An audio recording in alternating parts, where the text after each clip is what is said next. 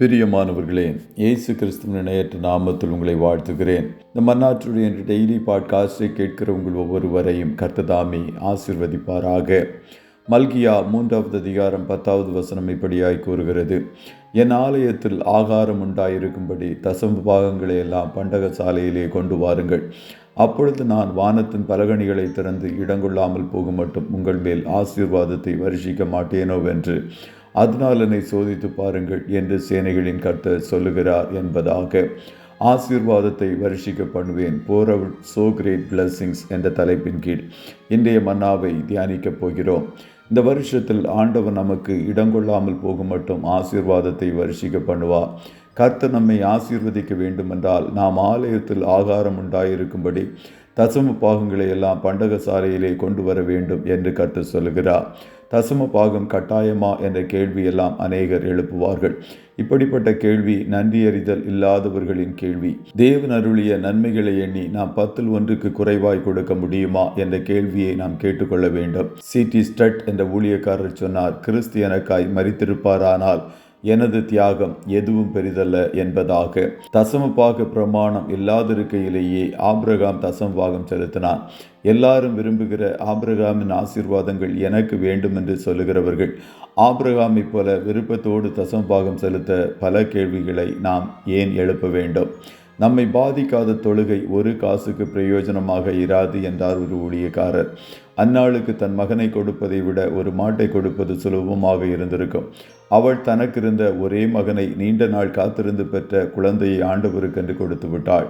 அதுபோல பாவியாகிய ஒரு பெண் இயேசுவிடம் வந்தாள். அவள் இயேசுவிடம் வந்து அழுதாள். அவர் பாதத்தை துடைத்தாள். நாமும் இவையெல்லாம் இலகுவாக செய்து விடுவோம். ஒவ்வொரு ஆராதனையிலும் ஜெப கூட்டத்திலும் நம்முடைய தேவைக்காக எவ்வளவு அழச் சொன்னாலும் அழுது விடுவோம். எவ்வளவு துடைக்க சொன்னாலும் துடைத்து விடுவோம். அந்த பாவியாகிய ஒரு ஸ்திரீ ஒருபடி மேலே போய் தனக்கு இருந்ததில் விலையுயர்ந்ததை கொடுத்து விட்டாள். நீங்கள் ஒர்த்தலாமிலும் வந்தயத்திலும் சீரகத்திலும் தசமபாகம் செலுத்தி நியாயப்பிரமாணத்தில் கற்பித்திருக்கிற விசேஷித்தவைகளாகிய நீதியையும் இரக்கத்தையும் விசுவாசத்தையும் விட்டுவிட்டீர்கள். இவைகளையும் செய்ய வேண்டும், அவைகளையும் விடாதிருக்க வேண்டும் என்று மத்தேயு 23:23 ஆண்டவர் கற்றுக் கொடுத்தார். புதிய உடன்படிக்கையில் வாழுகிற நாம் மேலானவைகளை செய்யவே அழைக்கப்பட்டிருக்கிறோம். உற்சாகமாக, தாராளமாக, தியாகமாக கொடுக்க வேண்டும் என்றே கர்த்தர் சொல்லுகிறார். அப்படி என்றால் நமக்கு தசமபாகம் என்பது துவக்கமாக இருக்கலாம், ஆனால் நாம் அதில் வளர வேண்டும். நாம் தகுதியானவருக்கு தகுதியானதை கொடுப்பது தான் உண்மையான தொழுகை. மிச்ச மீதியை கர்த்தருக்கு கொடுப்பது தொழுகை அல்ல. இருப்பதில் விலையுயர்ந்ததை முதலாவது கர்த்தருக்கு கொடுப்பது தான் தொழுகை. இந்த வருஷத்தில் இந்த ஒரு தீர்மானத்தை எடுங்கள். கர்த்தருக்கு படைக்கும் காணிக்கைகள், தசம பாகங்கள் தகுதியானவருக்கு படைக்கும் போது சிறந்ததை கொடுக்க தீர்மானம் செய்யுங்கள்.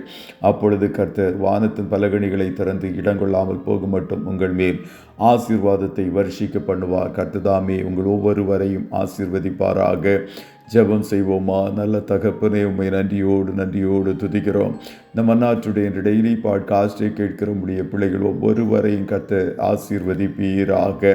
தகப்பனே, வானத்தின் பலகணிகளை திறந்து இடங்கொள்ளாமல் போகும் ஆசீர்வாதங்களை உம்முடைய பிள்ளைகள் ஒவ்வொருவருடைய வாழ்க்கையிலும் கர்த்தர் வருஷிக்க பண்ணும் என்று சொல்லி ஜெபிக்கிறோம். உம்முடைய பிள்ளைகள் கட்டளைகளுக்கு கீழ்ப்படிந்து ஜீவிக்கும் போது நீர் இவர்களை நினைத்தருளை 1000 மடங்கு ஆசீர்வாதத்தை உம்முடைய பிள்ளைகள் வாழ்க்கையில் இந்த வருஷத்தில் பெருக பண்ணுவீராக.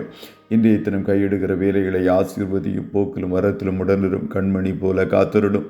ஆட்டுக்குட்டியானவருடைய இரத்தத்துக்குள்ளாய் ஒவ்வொருவரையும் கொடுத்து இயேசுவின் நாமத்தில் வாழ்த்தி ஜெபிக்கிறோம் நல்ல பிதாவே. ஆமென், ஆமென்.